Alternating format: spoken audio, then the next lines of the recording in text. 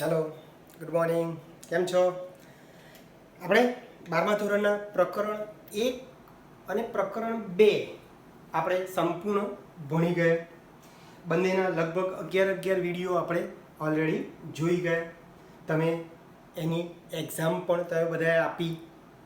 ફરીથી આશા રાખું છું કે ભાઈ જેમ જેમ વિડીયો પૂરા થાય છે એમ તમારે એની પૂરતી તૈયારી કરવાની, સાથે સાથે હોમવર્ક પણ તમારે લખવાનું છે. અને મેં તમને સૂચના આપી એ પ્રમાણે જ્યારે જ્યારે તમને એક્ઝામનું કહીશ ત્યારે તમારે ઓનલાઈન એક્ઝામ પણ આપવાની હોય છે, તમે જેમ પહેલાં બીજા ચેપ્ટરની આપી એ પ્રમાણે. ઓકે, તો આપણે શરૂઆતના 2 ચેપ્ટર જે છે જેમાં પુષ્કળ પ્રમાણમાં દાખલા હતા, એક્ઝામ્પલ હતા, એવું જ ત્રીજું ચેપ્ટર ધોરણ 12 ત્રીજું ચેપ્ટર વિદ્યુત રસાયણ વિજ્ઞાન અથવા વિદ્યુત રસાયણ કહીએ. આજે લેક્ચર એનું પહેલું છે. આમાં પણ વિપુલ પ્રમાણમાં તમારે દાખલાઓ આવશે. જનરલી 12મા ધોરણમાં 1 થી 4 ચેપ્ટરમાં તમારે દાખલાઓ છે. એમાંથી પહેલા 2 ચેપ્ટરમાં આપણે ઓલરેડી દાખલાઓ બધા ભણી ગયા. આપણે ત્રીજું ચેપ્ટર શરૂ કરીએ છીએ વિદ્યુત રસાયણ, એમાં પણ દાખલાઓ જ છે. શરૂઆત કરીએ થોડીક 11મા ધોરણથી. રેડોક્સ તમને બધાને ખબર છે. રેડોક્સ 11મું ધોરણ પ્રકરણ 8. રેડોક્સમાં ઘણી બધી વ્યાખ્યાઓ જે છે એ વ્યાખ્યાઓનો ઉપયોગ આપણે આ ચેપ્ટરમાં કરવાનો છે, બરાબર છે? એટલે બરાબર જોજો. રેડોક્સમાં થોડુંક રિવિઝન કરી લઈએ આપણે. હવે એ રિવિઝન કરતાં પહેલાં રેડોક્સમાં તમને અમુક વ્યાખ્યાઓ, અમુક વધારે પણ 8-10 વ્યાખ્યાઓ આજે હું તમને ફરીથી રિપીટ કરાવું છું, જેનો પાયો આ ચેપ્ટરમાં રહેલો છે, બરાબર છે? એના વગર તમને આઈડિયા નહીં આવે. તો શરૂઆત કરીએ આપણે ઓક્સિડેશનથી. ઓક્સિડેશન બોલો, બધાને ખબર છે ઓક્સિડેશનની વ્યાખ્યાઓ ઘણી બધી છે. યાદ છે તમને 1 2 4 5? બરાબર છે. ચલો તો મનમાં વિચારો. ચલો, ઓક્સિડેશન એટલે તમને બધાને ખબર છે ઓક્સિજન શું થાય? ઉમેરાય. અથવા હાઇડ્રોજન શું થાય? દૂર થાય. બરાબર છે? ઓક્સિજન ઉમેરાય અથવા હાઇડ્રોજન દૂર થાય અથવા વધુ વિદ્યુત ઋણમય તત્વ ઉમેરાય અથવા વધુ વિદ્યુત ધનમય તત્વ દૂર થાય અથવા પદાર્થ ઇલેક્ટ્રોન ગુમાવે. જુઓ કેટલી બધી વ્યાખ્યાઓ છે, બરાબર છે? હું 1 2 સમીકરણ આપીને તમને, ઉદાહરણ આપીને તમને સમજાવું. દાખલા તરીકે બોલો C+O2, CO2. બોલો, આમાં O2 ઉમેરાય, ઓક્સિડેશન પ્રક્રિયા, બરાબર છે? ચલો, CH4 મિથેન તમે દહન કરો તો CO2 + 2H2O આવે છે. જો આમાં O2 ઉમેરાય છે. આ સમીકરણમાં હાઇડ્રોજન દૂર પણ થાય છે, બરાબર છે? અને ઓક્સિજન ઉમેરાય પણ છે. એટલે O2 ઉમેરાય પણ છે અને H2 દૂર થાય છે, બરાબર છે? ચલો, Mg + F2, MgF, બરાબર છે? 2 F છે, 2 Mg છે. તો બોલો આમાં વધુ વિદ્યુત ઋણમય તત્વ, આ F ની વિદ્યુત ઋણતા વધુ છે, એ વધુ વિદ્યુત ઋણમય છે, ઋણમય તત્વ ઉમેરાય છે, બરાબર છે? વધુ વિદ્યુત ઋણમય તત્વ ઉમેરાય. ચલો, વધુ વિદ્યુત ધનમય તત્વ દૂર થાય. દાખલા તરીકે K4FeCN6 વત્તા H2O2 giving K3FeCN6 વત્તા KOH. બેલેન્સ કરવું હોય સમીકરણ તો 2 2 2. તો જુઓ, આ K ની વિદ્યુત ઋણતા વધારે છે એટલે આ વધુ વિદ્યુત ધનમય તત્વ દૂર થાય છે. અહીંયા વધુ વિદ્યુત ઋણમય તત્વ ઉમેરાય છે અને અહીંયા વધુ વિદ્યુત ધનમય તત્વ શું થાય ભાઈ દૂર થાય છે. ચલો પદાર્થ ઇલેક્ટ્રોન ગુમાવે સપોઝ કે સોડિયમ છે બોલો 1 ઇલેક્ટ્રોન ગુમાવે તો શું બને ભાઈ Na+ બને હે ને. ચલો Mg 2 ઇલેક્ટ્રોન ગુમાવે તો Mg+2 બને. Al 3 ઇલેક્ટ્રોન ગુમાવે તો Al+3 બને. જો 3+3 બોલો અથવા તો 3+ બોલો વસ્તુ એકની એક જ છે.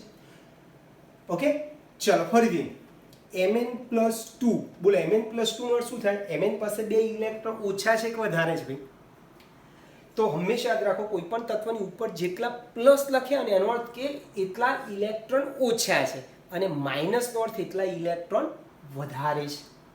ક્લિયર.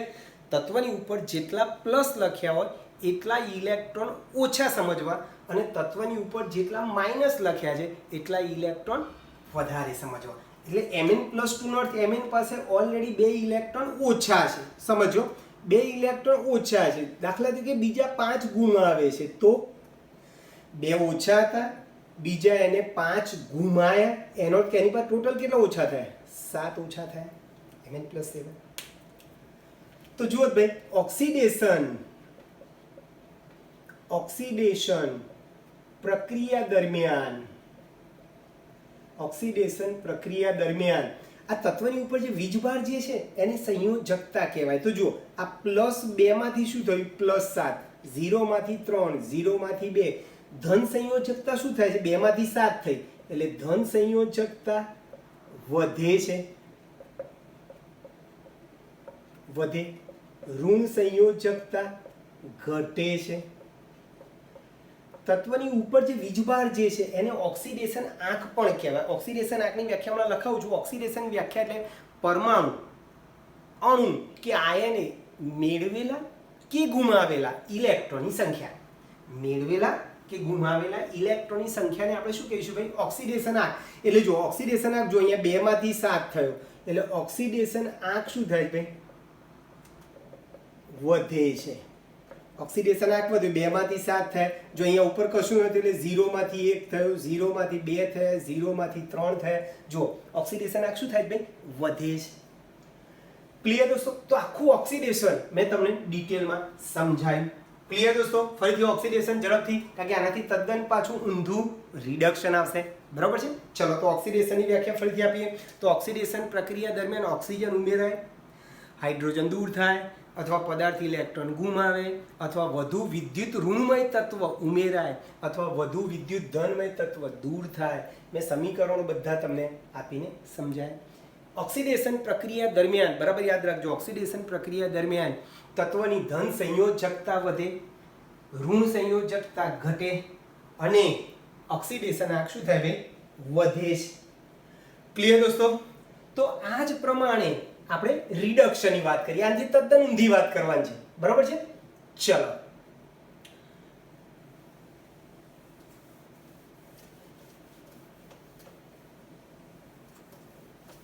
બીજી વ્યાખ્યા રિડક્શન.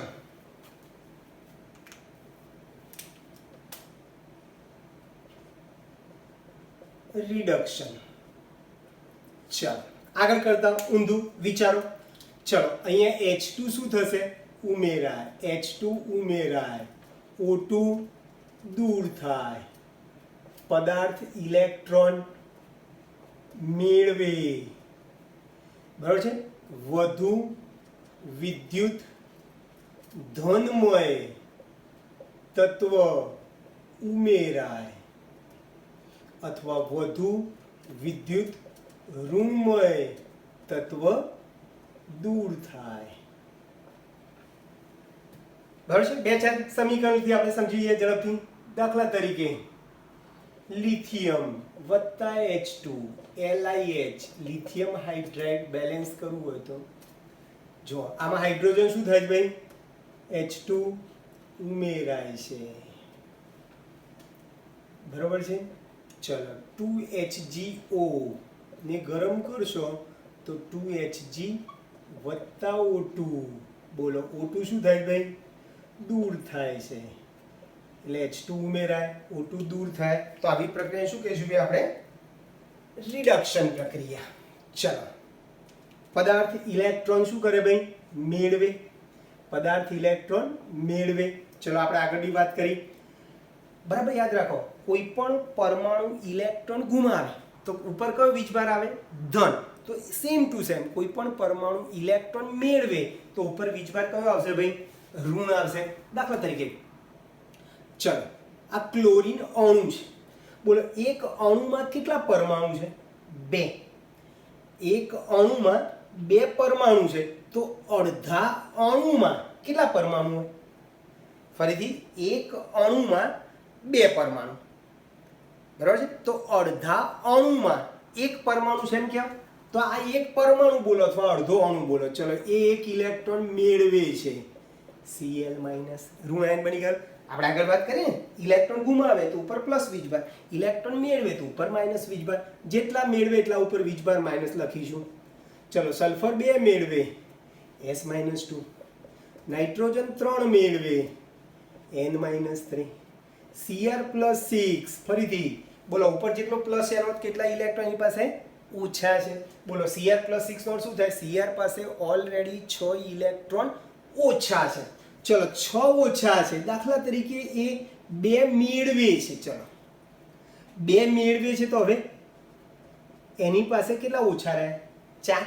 6 ઓછા હતા, 2 મેળવ્યા, એનો જ કહે એની પાસે કેટલા ઓછા રહ્યા ભાઈ? 4 ઓછા છે. બરોબર છે? બોલો રિડક્શન પ્રક્રિયા દરમિયાન આગળની જેમ જ રિડક્શન પ્રક્રિયા દરમિયાન આ 6 માંથી જો +6 માંથી +4 થયા એટલે ધન સંયોજકતા શું થઈ? તત્વની ધન સંયોજકતા 6 માંથી 4 થયા, ઘટ્યો. પેલામાં ઓક્સિડેશનમાં ધન સંયોજકતા વધતી હતી, રિડક્શનમાં ઊંધું. બોલો ધન સંયોજકતા ઘટે, ઋણ સંયોજકતા વધે, ઓક્સિડેશન આંક ઘટે. ઓક્સિડેશન આંક ઘટે. જો આ ઉપર જે વીજભાર છે ઓક્સિડેશન આંક જો 6 માંથી 4 થયા, ઘટ્યા. બસ 0 માંથી -3 થયા, 0 માંથી -2 થયા, 0 માંથી -1 થયો તો ઓક્સિડેશન આંકમાં શું થાય?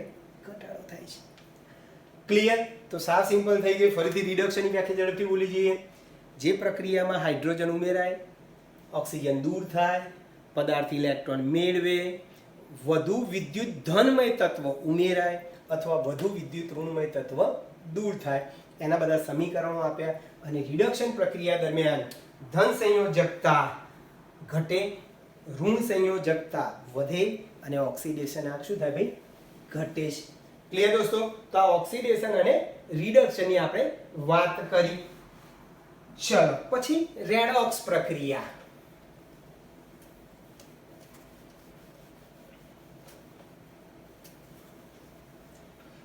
ચલો રેડોક્સ પ્રક્રિયા કોને કહેવાય? તો તમને બધાને ખબર છે રેડોક્સ પ્રક્રિયાની વ્યાખ્યા ખબર દોસ્તો કોને? ઘણી બધી છે, 4-5 વ્યાખ્યાઓ છે.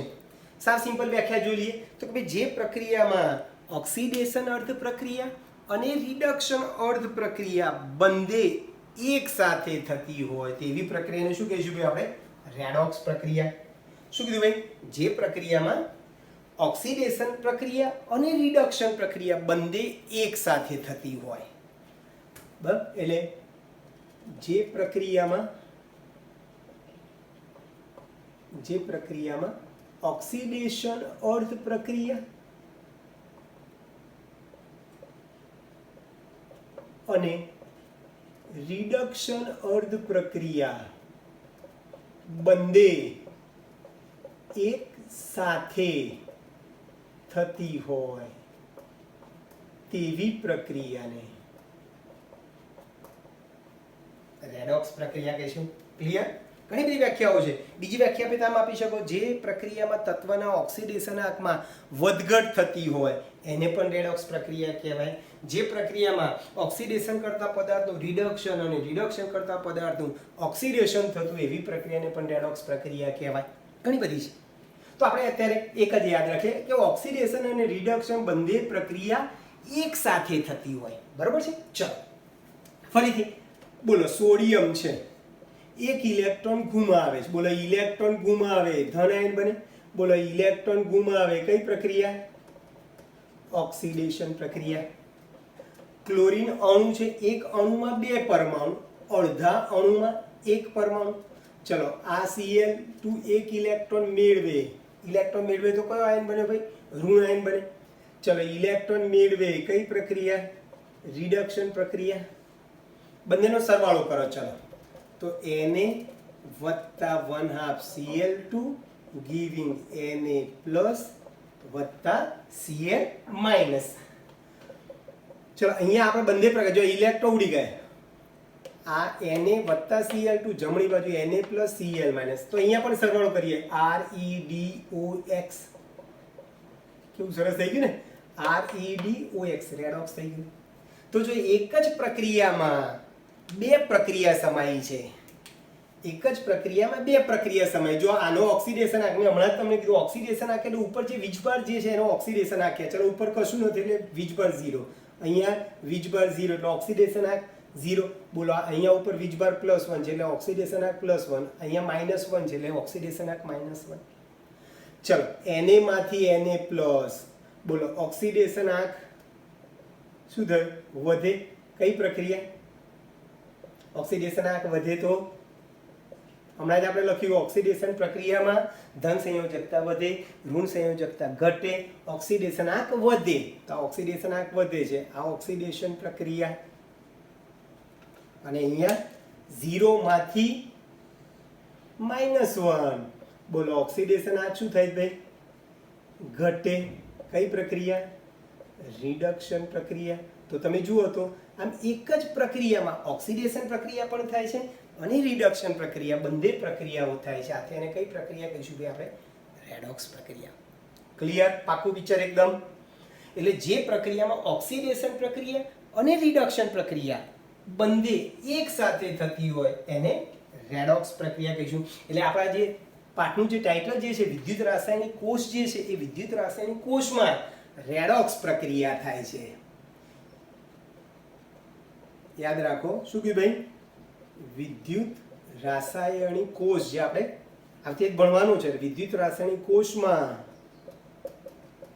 રેડોક્સ પ્રક્રિયા થાય છે. ઘણીવાર ટૂંકો પ્રશ્ન પૂછાયેલો છે કે વિદ્યુત રાસાયણિક કોષમાં કેવા ટાઈપની પ્રક્રિયા થાય છે? કેવી પ્રક્રિયા થાય છે? તો કે રેડોક્સ પ્રક્રિયા થાય છે. આનો અર્થ કે વિદ્યુત રાસાયણિક કોષમાં ઓક્સિડેશન પ્રક્રિયા અને રિડક્શન પ્રક્રિયા બંને એક સાથે થતી જોવા મળે છે.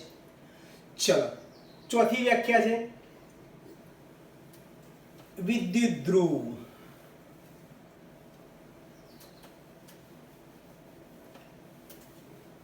ચલો વિદ્યુત ધ્રુવ.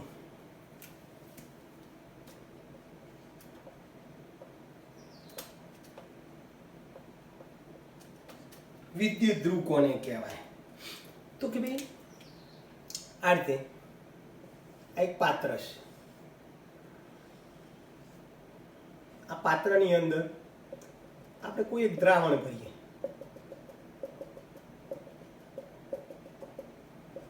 ક્ષારનું દ્રાવણ છે, અને એમાં હું કોઈ એક ધાતુની પટ્ટી ડુબાડું છું. તો આ દ્રાવણમાં ડુબાડેલી આ પટ્ટીને, હવે જુઓ યાદ રાખજો, પટ્ટી જે છે ધાતુની પણ હોઈ શકે અથવા તો ગ્રેફાઇટ જેવો અધાતુનો સળિયો પણ હોઈ શકે, ગમે તે હોઈ શકે. ધાતુની પટ્ટી પણ હોઈ શકે અથવા ગ્રેફાઇટ જેવા અધાતુનો સળિયો પણ હોઈ શકે. તો વ્યાખ્યા સાવ સિમ્પલ થઈ ગઈ. દ્રાવણમાં ડુબાડેલી ધાતુની પટ્ટીને કે ગ્રેફાઇટ જેવા સળિયાને, અધાતુના સળિયાને શું કહેશું ભાઈ? વિદ્યુત ધ્રુવ, જેની ઉપર રાસાયણિક પ્રક્રિયાઓ થવાની છે. એટલે સાવ સિમ્પલ વ્યાખ્યા આપીએ તો આમ આપી શકો: દ્રાવણમાં ડુબાડેલી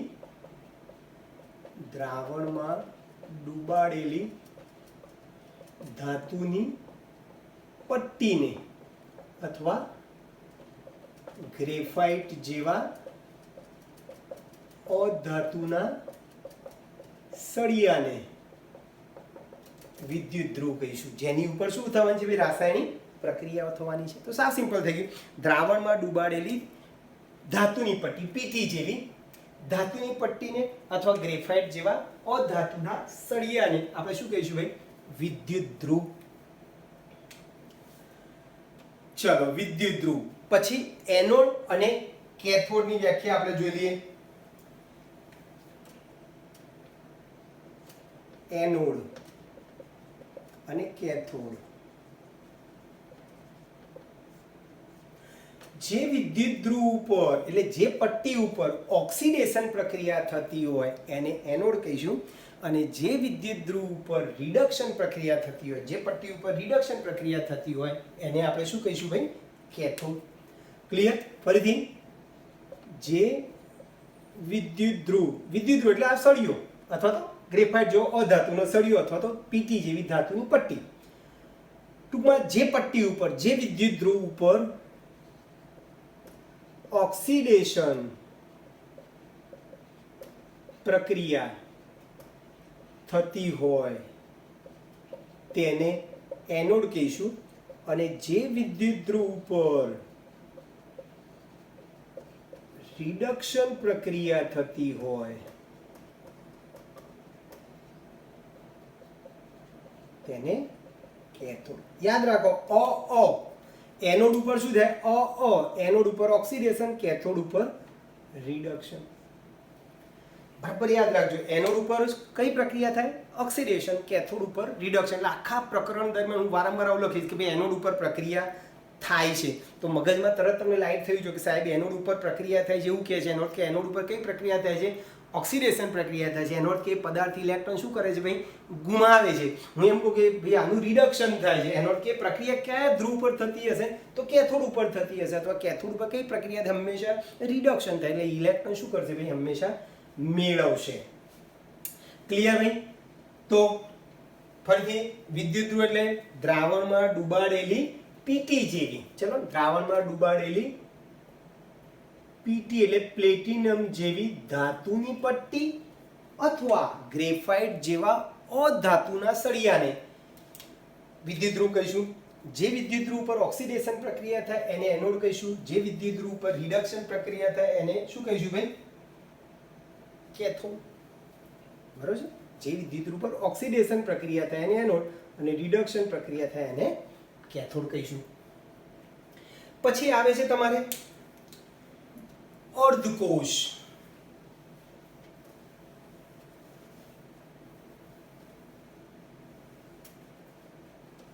સાતમી વ્યાખ્યા અર્ધકોષ.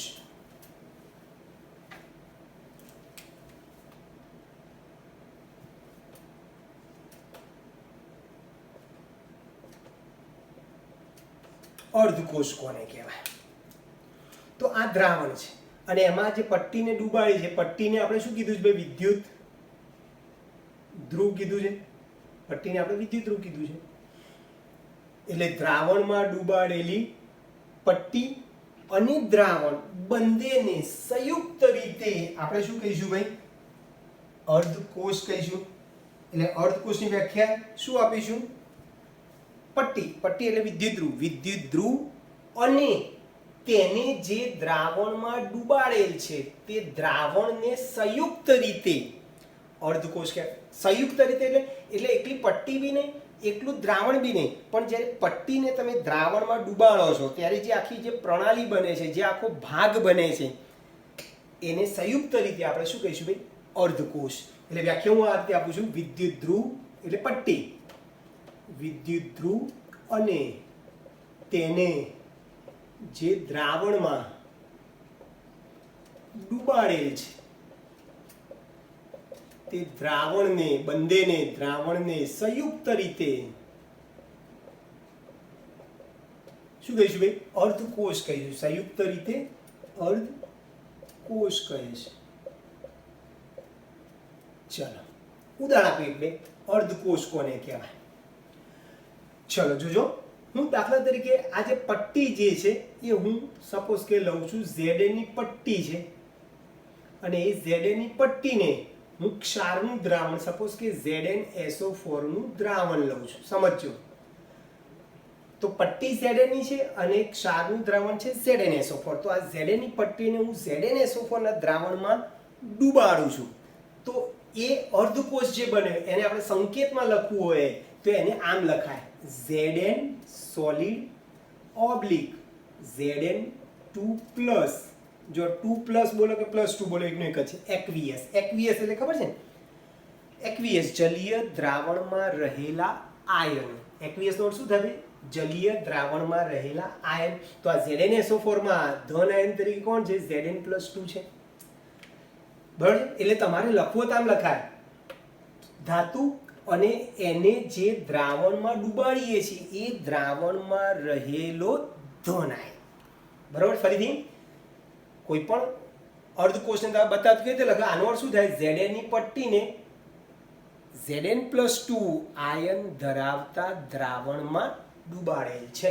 ફરીથી હું અહીંયા Cu ની પટ્ટી કરી નાખું, અહીંયા CuSO4 નું દ્રાવણ કરી નાખું, તો બોલો કેવી રીતે લખશો ભાઈ? Cu ની પટ્ટીને Cu+2 એક્વિયસના દ્રાવણમાં ડુબાડેલ છે. લખાય? ચલો બદલી નાખીએ. હજુ ફરીથી હું અહીંયા Zn ની પટ્ટી કરી નાખું અને CuSO4 નું દ્રાવણ જ રાખીએ, તો બોલો Zn ની પટ્ટી છે અને એને કયા દ્રાવણમાં ડુબાડ છે? CuSO4 માં ધન આયન કોણ છે? Cu2+. આ બધાને રેડોક્સ યુગ્મ કહેવાય. રેડોક્સ યુગ્મ કહેવાય. ખ્યાલ આવી ગયો દોસ્તો? આ બધાને રેડોક્સ યુગ્મ અથવા તો અર્ધકોષ કહેવાય. સંકેતમાં આ રીતે લખી શકો એટલે પરફેક્ટ યાદ રહેશે. ફરીથી હું છેલ્લી વાર બોલું છું આ રીતે. બોલો આમ લખું Ag/Ag+. નો અર્થ શું થાય? Ag ની પટ્ટીને Ag+ આયન ધરાવતા દ્રાવણમાં ડુબાડેલ છે. ચલો Mg/Zn+2. તો Mg ની પટ્ટીને Zn+2 આયન ધરાવતા દ્રાવણમાં ડુબાડેલ છે, જેને આપણે શું કહીશું ભાઈ? અર્ધકોષ. પછી પ્રમાણિત સ્થિતિઓ આવે છે.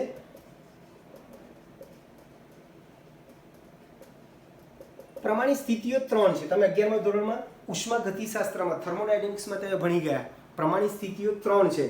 એક 25°C તાપમાન, 25°C તાપમાન, 1 બાર દબાણ અને દ્રાવણની સાંદ્રતા 1 મોલ 1 મોલર સાંદ્રતા. એટલે જ્યારે પણ આપણે આગળ પ્રમાણિત કોષ આપણે બધા ભણવાના છે, એ પ્રમાણિત કોષ જ્યારે ભણીશું ત્યારે એમાં 3 પ્રમાણિત સ્થિતિ યાદ રાખવાની છે. તો પ્રમાણિત સ્થિતિ માત્ર 3 છે. કઈ 3 કીધી ભાઈ? 25°C તાપમાન, 1 બાર દબાણ અને 1 મોલર સાંદ્રતા. ક્લિયર દોસ્તો? અને અર્ધકોષની વ્યાખ્યા પણ આપણે આપી દીધી. છેલ્લી વાર વિદ્યુત ધ્રુવ એટલે પટ્ટી વિદ્યુત ધ્રુવ અને તેને જે દ્રાવણમાં ડુબાડેલ છે તે દ્રાવણને સંયુક્ત રીતે આપણે શું કહીશું ભાઈ? અર્ધકોષ કહીશું. ચાલો પછી આવે છે ઓક્સિડેશન કરતા પદાર્થ અને રિડક્શન કરતા પદાર્થ.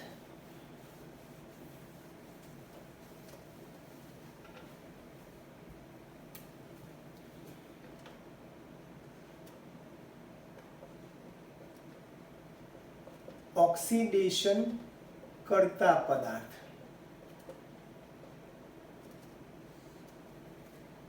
અને રિડક્શન કરતા પદાર્થ કોને કહેવાય? ક્લિયર દોસ્તો? તો શરૂઆત કરીએ. પહેલા ઓક્સિજન આપે અથવા હાઇડ્રોજન મેળવે એને ઓક્સિડેશન કરતા પદાર્થ કહે. યાદ રાખો, ઓક્સિડેશન કરતા પદાર્થ શું કરે ભાઈ? ઓક્સિજન આપે કાં તો હાઇડ્રોજન શું કરે ભાઈ? મેળવે અથવા ઇલેક્ટ્રોન ગ્રાહી. આ ઓક્સિડેશન કરતા પદાર્થ ઇલેક્ટ્રોન ગ્રાહી. ઇલેક્ટ્રોન ગ્રાહી એટલે ઇલેક્ટ્રોન શું કરે ભાઈ? મેળવે છે. હું આ સમીકરણ લખીને તમને સમજાવું છું.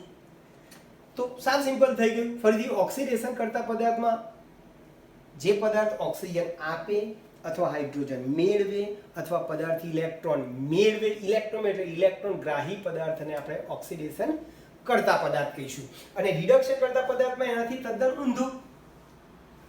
ચલો રિડક્શન કરતા પદાર્થ શું કરશે? આની જેમ હાઇડ્રોજન આપે અથવા ઓક્સિજન મેળવે અથવા ઇલેક્ટ્રોન ગુમાવે. ઇલેક્ટ્રોનનું દાન કરે, ઇલેક્ટ્રોન ગુમાવે. ચલો સાવ સિમ્પલ. એક એક સમીકરણથી તમને હું સમજાવું છું. સપોઝ કે H2 વત્તા Cl2 ગિવિંગ 2HCl અને બીજું જે છે એ 2Al વત્તા Cr2O3 ગિવિંગ Al2O3 વત્તા 2Cl. આમાં પણ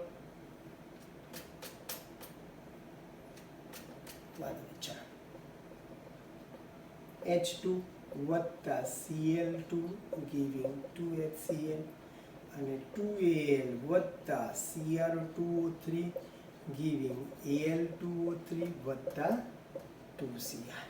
ચલો સાવ સિમ્પલ છે. ચલો આ પ્રક્રિયામાં ચલો Cl2 જે છે એ શું કરે છે? Cl2 જે છે એ એકચ્યુઅલી હાઇડ્રોજન મેળવે છે અને HCl બનાવે છે. હાઇડ્રોજન મેળવે છે. Cl2 H2 મેળવીને HCl બનાવે છે. એટલે અહીંયા Cl2 જે છે હાઇડ્રોજન મેળવે છે એટલે Cl2 ને શું કહીશું ભાઈ? ઓક્સિડેશન કરતા કહેવાય. ચલો ફરીથી આ Cr2O3 શું કરે છે? ઓક્સિજન આપે છે ને. આ Al શું કરે છે? આની પાસેથી ઓક્સિજન લઈ લે છે. એનો કે Cr2O3 ઓક્સિજન શું કરે છે ભાઈ? આપે છે. બોલો ઓક્સિજન આપે છે માટે આ Cr2O3 ને શું કહીશું ભાઈ? ઓક્સિડેશન કરતા. એટલે ડિટેલમાં લખવું હોય તો અહીંયા આપણે આ રીતે લખીએ. ચલો આ Cl2 એ H2 શું કરે છે ભાઈ? હાઇડ્રોજન મેળવે છે. અહીંયા Cr2O3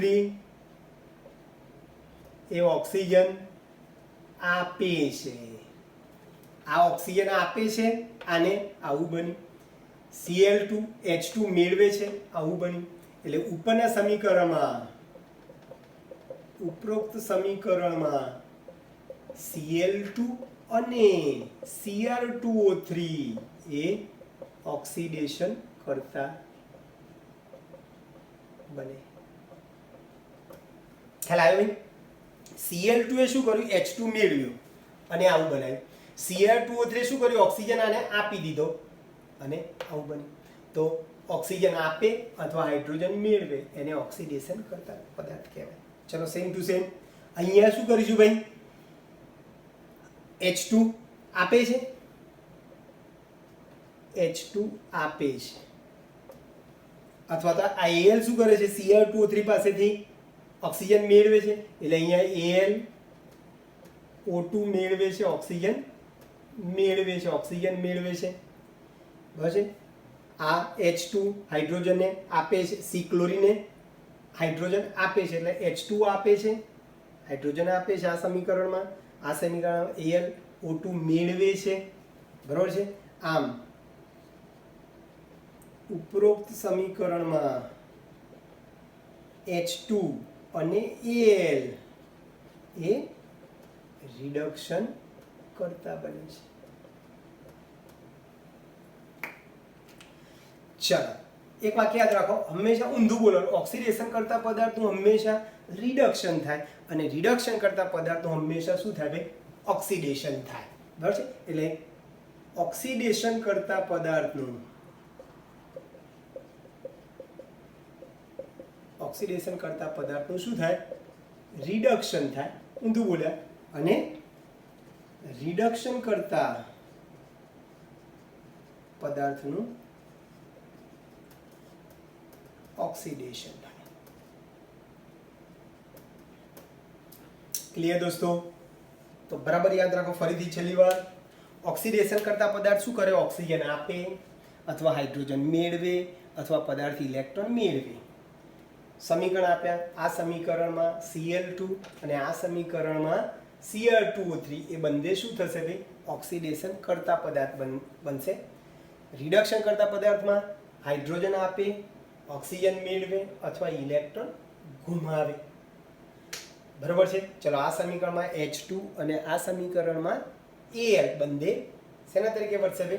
રિડક્શન કરતા તરીકે વર્તે છે. ઓક્સિડેશન કરતા પદાર્થનું હંમેશા રિડક્શન થાય અને રિડક્શન કરતા પદાર્થનું હંમેશા ઓક્સિડેશન થાય. ક્લિયર દોસ્તો?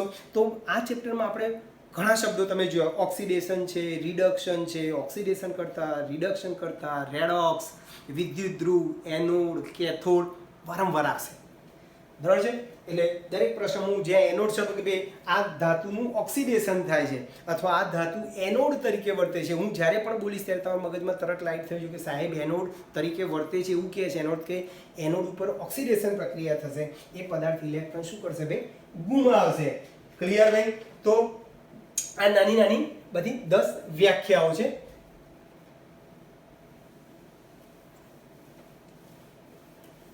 હવે આપણે મેઇન શરૂઆત કરીએ છીએ. વિદ્યુત રાસાયણિક કોષ. શું કહેશું ભાઈ? વિદ્યુત રાસાયણિક કોષ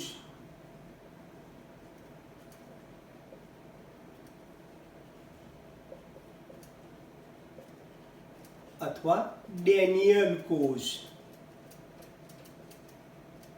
અથવા ગેલ્વેનિક કોષ અથવા વોલ્ટેઇક કોષ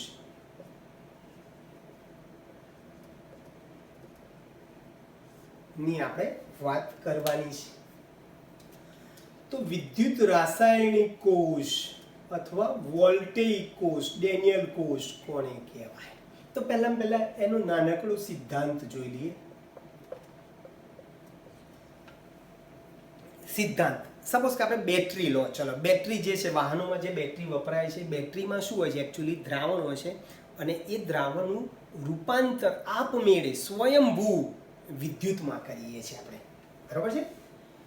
ઇવન પાવર રેડિયમમાં નાખવાનો જે પાવર આવે છે, સેલ આવે છે, એ સેલમાં પણ એ જ વસ્તુ છે, એ સિદ્ધાંત છે. એમાં પણ રાસાયણિક પદાર્થ હોય છે. રાસાયણિક પદાર્થમાંથી વિદ્યુત આપણે ઉત્પન્ન કરીએ છીએ. એટલે આનો સિદ્ધાંત શું થશે? રાસાયણિક ઉર્જાનું સ્વયં સ્ફુરિત એટલે આપમેળે રાસાયણિક ઉર્જાનું સ્વયંસ્ફુરિત વિદ્યુત ઉર્જામાં રૂપાંતર. બરાબર છે? સ્વયંસ્ફુરિત રાસાયણિક ઉર્જાનું વિદ્યુત ઉર્જામાં રૂપાંતર થાય છે. ક્લિયર દોસ્તો? હવે આપણે એની રચના જોવી હોય, બરાબર જોજો. રચનામાં આપણે હમણાં જે વ્યાખ્યાઓ જોઈએ એનો આપણે ઝડપથી ઉપયોગ કરી લઈએ.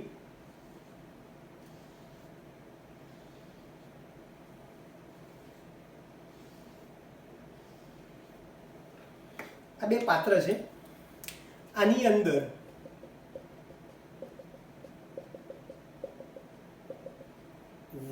મોલર સાંદ્રતા ધરાવતું, મોલ એટલે મોલારિટી, 1 મોલર સાંદ્રતા ધરાવતું ZnSO4 નું ઝિંક સલ્ફેટનું દ્રાવણ ભરેલું છે, જેમાં ચોક્કસ વજન કરેલી Zn ની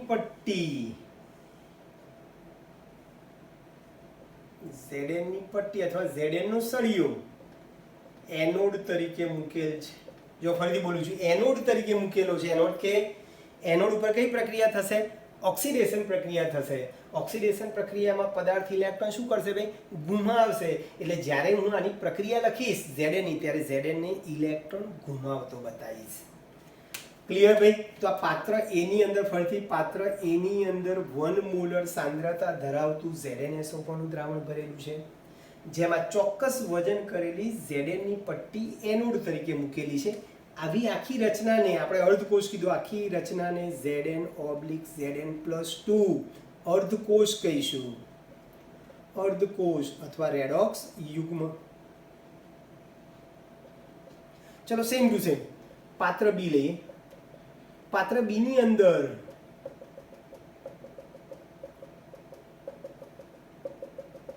વન મોલર સાંદ્રતા ધરાવતું કોપર સલ્ફેટનું CuSO4 નું વાદળી રંગનું દ્રાવણ લઈએ છીએ. 1 મોલર સાંદ્રતા ધરાવતું CuSO4 નું દ્રાવણ છે જેની અંદર ચોક્કસ વજન કરેલી Cu ની પટ્ટી કેથોડ તરીકે મૂકેલી છે.